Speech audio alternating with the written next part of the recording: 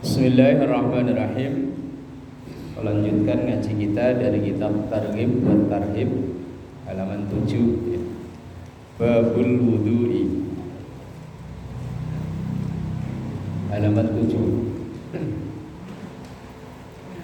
Babul Wudu'i, bab yang membahas tentang wudu. At-targhibu fil wudu'i,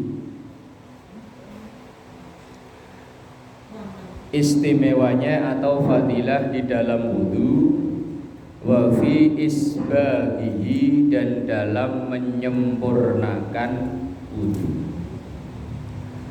wa tarhibu, dan ancaman, min adamil isbaghi, bagi orang yang tidak sempurna wudunya, wa ma yuqalu, dan apa yang dibaca ba'dal wudu'i, setelah wudu. Jadi ini bab nanti membahas tentang fadilahnya orang yang berwudu dengan sempurna dan ancaman bagi orang yang wudu tapi tidak sempurna, dan doa atau apa yang dibaca ba'dal wudu'i, setelah wudu. Bismillahirrahmanirrahim. Qala Allah Ta'ala, firman Allah Ta'ala. Ini ayat yang memerintahkan atau yang menjadi dasar perintah wudu. Ya ayyuhalladzina amanu idza qumtum ilas salati faghsilu wujuhakum wa aydiyakum ilal marafiqi wamsahu bi ru'usikum wa arjulakum ilal ka'bayn. Ini surah Al-Maidah. Ya ayyuhalladzina amanu, orang-orang yang iman. Kadang Quran itu yang dipanggil khusus orang iman, kadang khusus orang kafir, kadang umum, maka yang sebut ya ayyuhan nas, pokoknya yang dinamakan manusia. Apa isi dari informasi yang diberikan oleh Allah untuk orang-orang beriman? Idza kumtum, apabila kalian mendirikan, ilas sholati, sholat. Kalau mau sholat maka faghsilu, basuhlah, wujuhakum, wajah-wajah kalian, wa aydiyakum, yang pertama faghsilu wujuhakum, membasuh wajah, kemudian wa aydiyakum, dan dua tangan kalian, ilal marafiqi, sampai ke siku-siku, wamsahu, dan usaplah, biru'usikum, kepala kalian, wa arjulakum, dan kaki kalian, ilal ka'bain, sampai mata kaki. Ini ayatnya. Kalau ikuti di Quran, fardunya wudu itu cuma 4. Basuh wajah, itu lihat, waghsilu wujuhakum. Kemudian kedua, wa aydiyakum ilal marafiq, basuh tangan sampai siku. Kemudian wamsahu biru'usikum, mengusap kepala. Kemudian wa arjulakum ilal ka'bain, kaki sampai mata kaki. Berarti fardunya wudu ada 4 atau 6? Lah, yang ibu pelajari biasanya ada berapa? 6. Lah kok Qur'annya 4? Lah niatnya ada nggak ada? Ada nggak tadi? Nggak ada ya? Nggak ada. Tartib juga ada. Kan yang kita tahu fardunya wudu itu 6. Niat, basuh wajah, tangan sampai siku-siku, pala, kaki, tertib. Lah itu ayat Qur'annya cuma 4 tuh. Lah kok ditambahin 2 ini? Niat sama tertib yang ke bawah. Lah iya, kalau melihat ayat Qur'annya fardunya wudu cuma Di situ waghsilu wujuhakum, basuh wajah. Itu yang pertama. Yang kedua wa aydiyakum ilal marafiq, tangan sampai siku. Wamsahu biruusikum, mengusap kepala. Wa arjulakum ilal ka'bain, dua kaki sampai mata. Jadi fardunya wudu ada. Nah, iya di situ loh yang saya tanya, kalau ngikuti Quran ada berapa? 4. Lah kok bisa jadi 6 loh, yang 2 dari mana tambahannya? Nah, makanya orang kalau hanya membaca Quran dengan terjemahannya kok langsung dipraktekkan, banyak yang keliru. Level kita itu belum sampai, kita hanya baru baca Quran, itu baru baca. Kalau nanti kita ngotot-ototan, kalau di Quran fardunya wudu cuma 4. Tapi kenapa dalam pelajaran fikih kok fardunya wudu ada 6?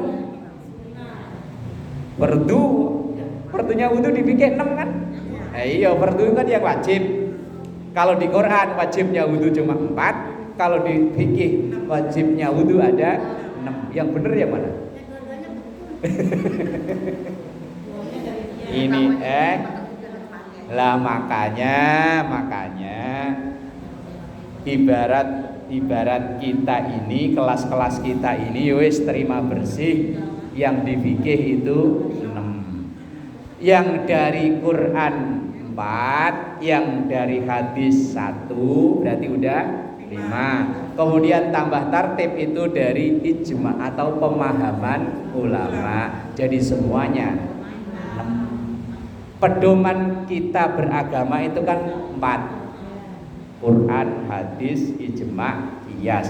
Fardunya wudu yang Qurannya ada 4, yang hadisnya 1, innamal a'malu binniyat. Kemudian yang ke-6 tertib itu karena ngelihat pemahaman ayat itu loh.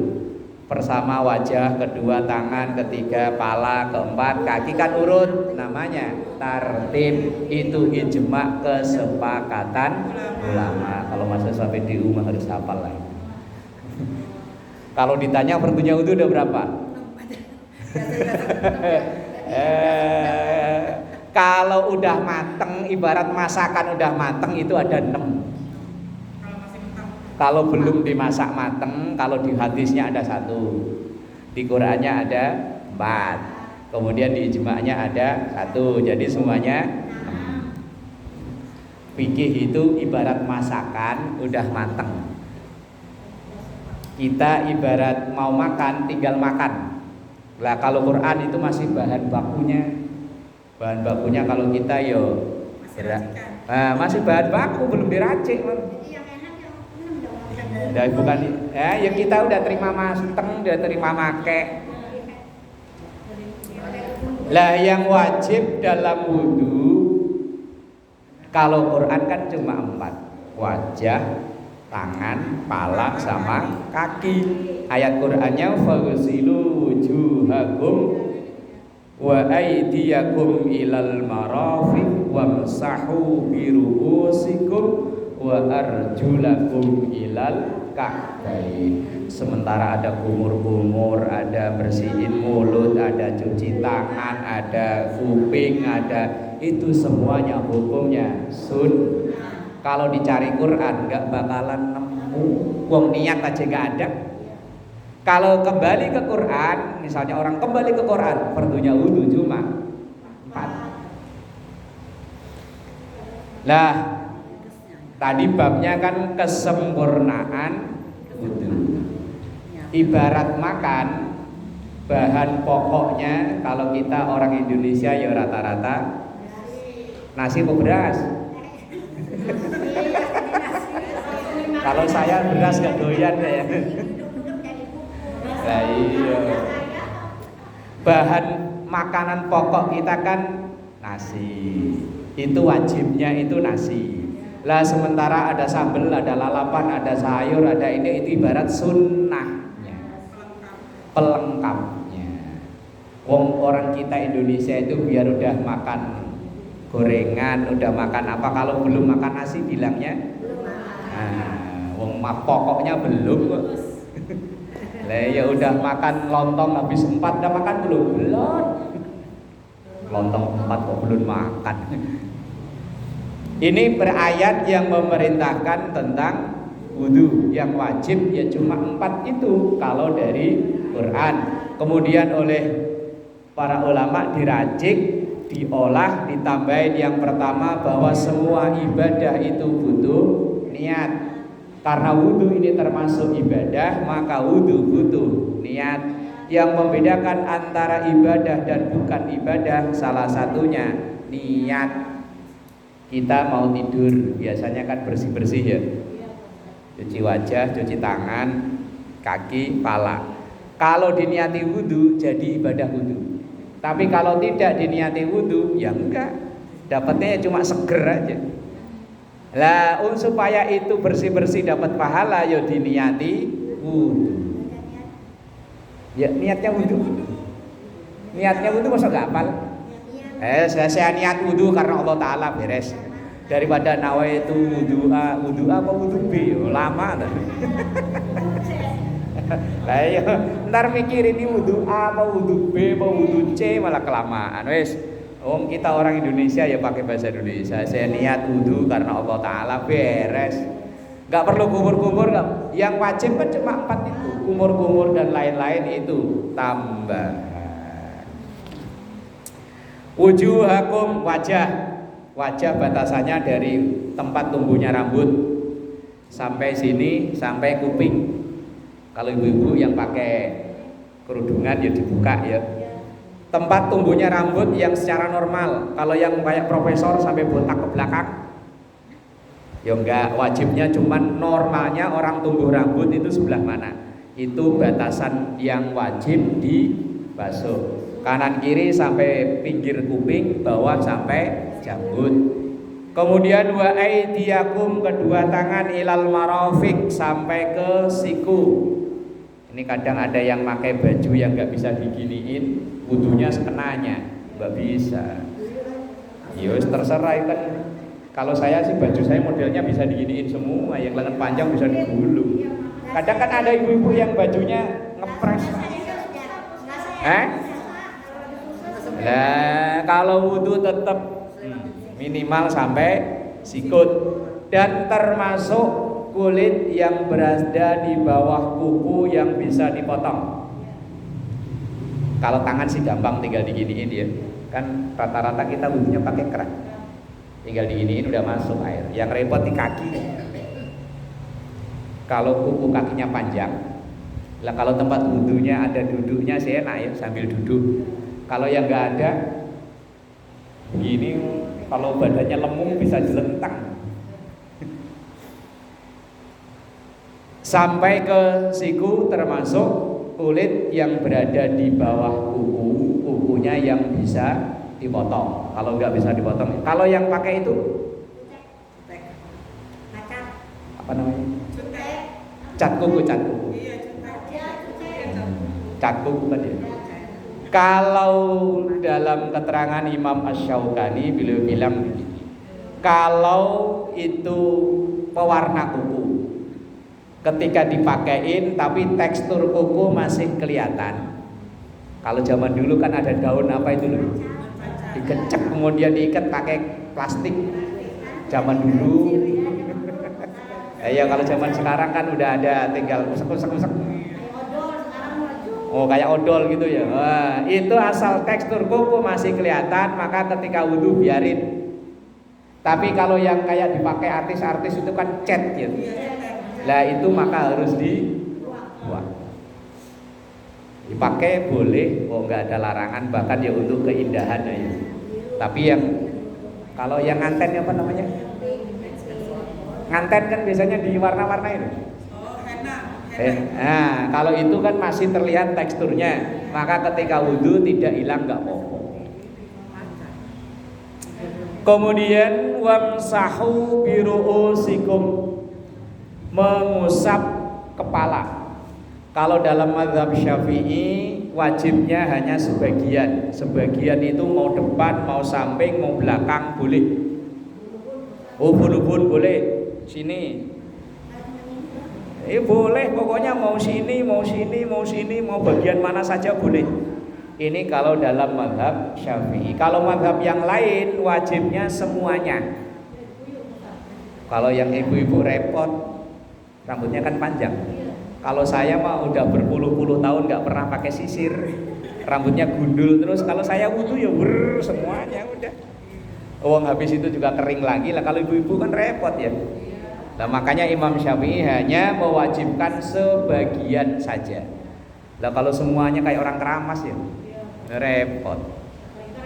Nah kemudian wa arjulakum, dan kedua kaki ilal ka'bain, sampai mata kaki.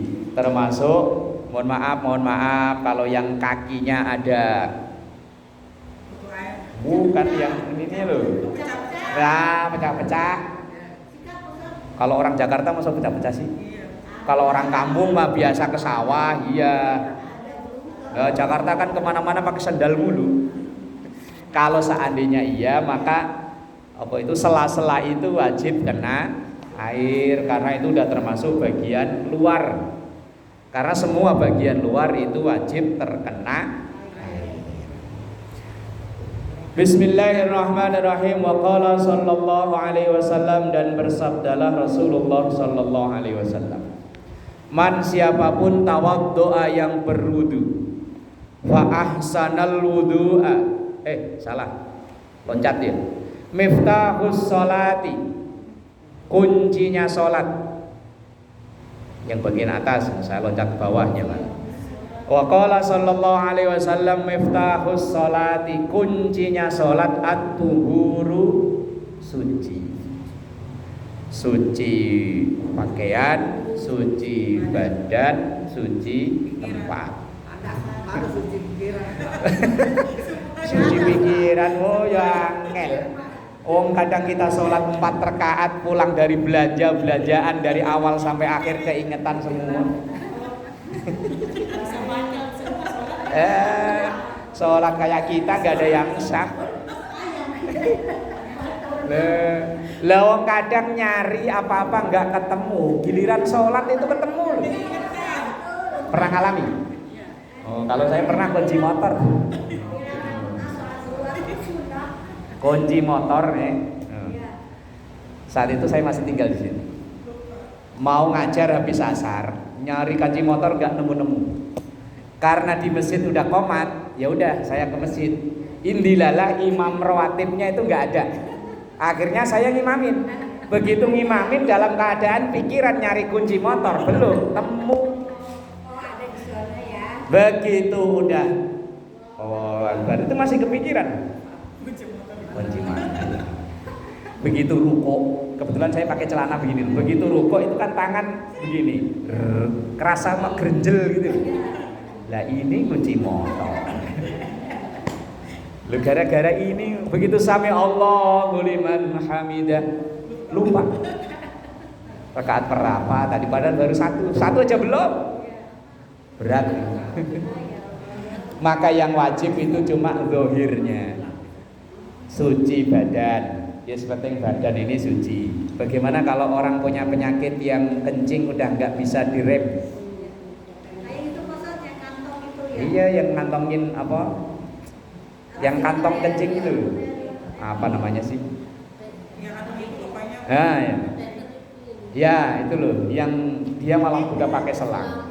Kalau dalam kondisi seperti itu, maka berlaku kaidah ad-darurat tubihul mahdurat.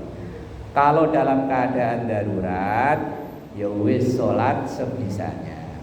Sama seperti saya pernah ditanya orang yang istihadah. Istihadah itu darah yang keluar yang tidak termasuk haid dan nifas. Dan itu keluarnya terus-menerus. Padahal istihadah itu darahnya termasuk najis. Lah kalau kondisinya seperti itu, ya wis pokoknya ketika mau sholat dibersihin, kemudian pakai pempes dimakainya ya. Nah, pakai pempes sebisanya.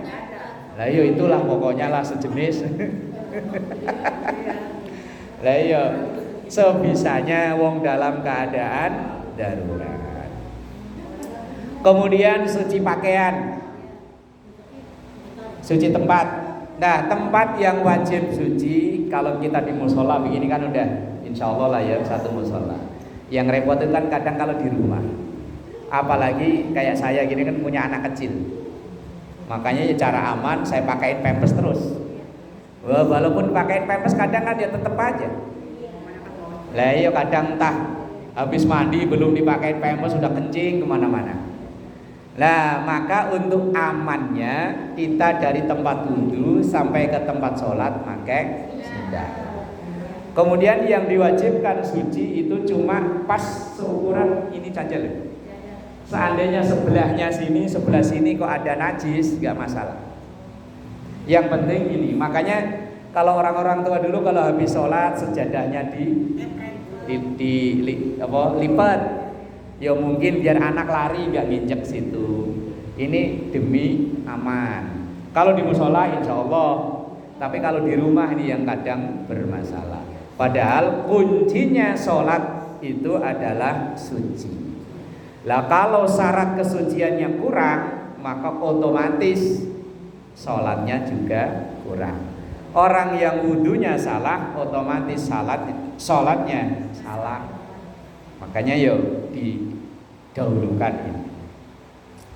Bismillahirrahmanirrahim. Wa qala sallallahu alaihi wasallam, man siapapun tawaddoa yang ia berwudu, fa ahsanal wudu, kemudian ia memperbagusi wudunya.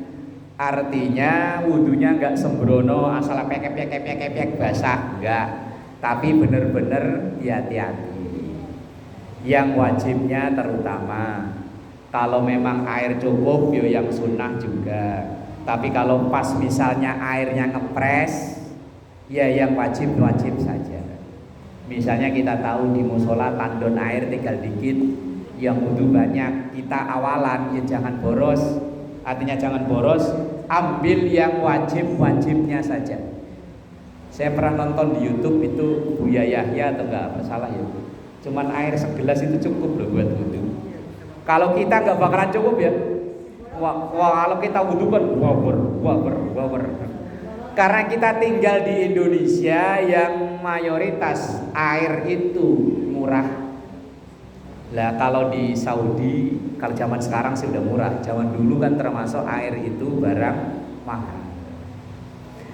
Fa ahsanal wudu, ia memperbagusi wudunya, artinya wudunya tidak sembrono.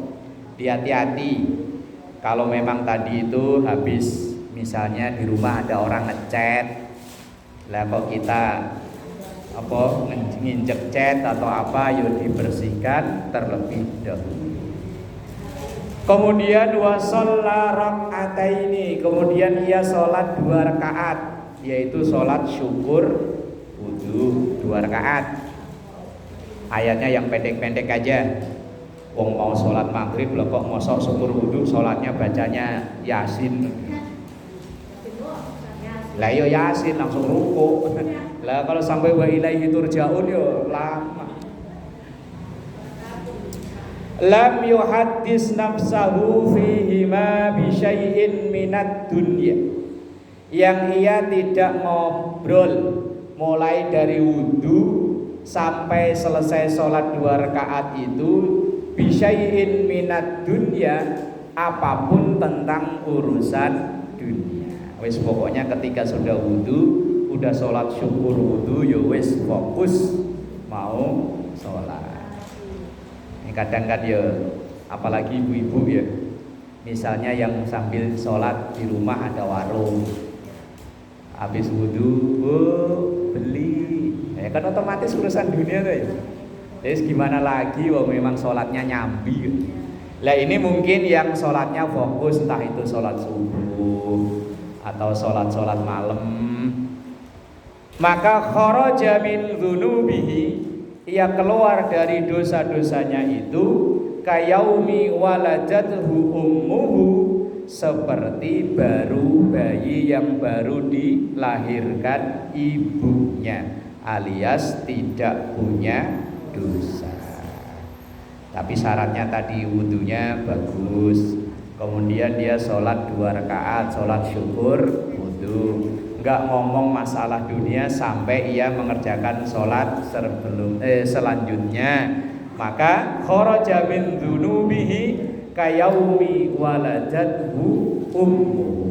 Maka ia seperti lahir kembali yang enggak punya dosa. Wa qala sallallahu alaihi wasallam, idza tawaddo'al abdul muslimu, idza ketika tawaddo'a berwudu al abdu seorang hamba al muslimu muslim, fatamadmadha kemudian ia berkumur-kumur, kharajat maka keluar al khotoya dosa-dosanya min fihi dari mulutnya. Padahal dosa terbanyak yang kita perbuat itu mungkin sumbernya di mulut. Ini kan sumber pahala, sumber dosa. Nabung pahala lewat sini ya cepet, nabung dosa ya cepet. Di majelis taklim aja kadang ya nabung dosa lewat sini ya. Iya, misalnya ada temen yang seumur umur gak pernah ngaji, giliran ngaji langsung sebelahnya disenggol, tumben ngaji. Lah sebelahnya langsung nambahin, iya tahu aja kalau akhir-akhir mau penutupan. Akhirnya berdua ngobrol aja ngomongin temen yang baru datang. Walaupun di majelis taklim yo nggak luput dari nabung dosa lewat mulut. Maka ketika wudu kumur-kumur, insya Allah dosa-dosa yang lewat mulut itu dihapus oleh Allah. Fa idzan tasara kharajatil khotoya min anfihi. Idzan tasara, intasara itu membersihkan hidung ini. Kalau bisa ya disedot, tapi kalau nggak terbiasa sakit. Di sini kalau orang Jawanya gerak, kalau orang sini apa grup gitu. Nah. Kalau nggak bisa ya wes, yang penting pokoknya hidungnya bersih. Lah yo masa mau sholat hidung penuh dengan upil ya.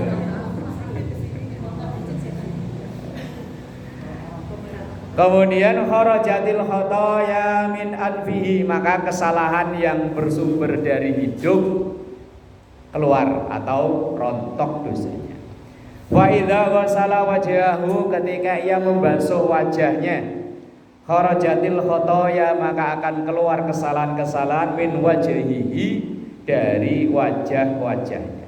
Hatta tahruja min tahti asfari ainaihi, sehingga keluar dari bawah kelopak mata.